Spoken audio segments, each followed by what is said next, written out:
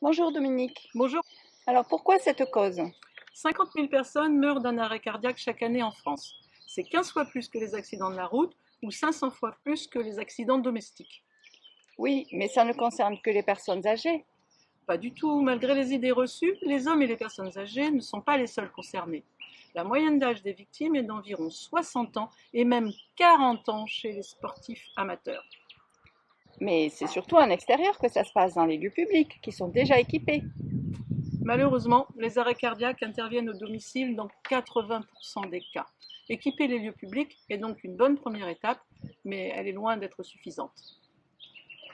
En France, les secours arrivent vite.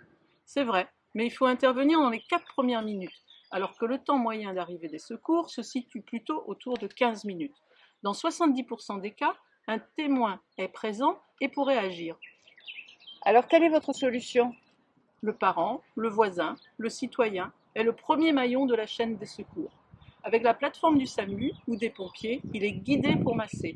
Avec une application comme Sauve Life, il est localisé et peut être appelé par les secours.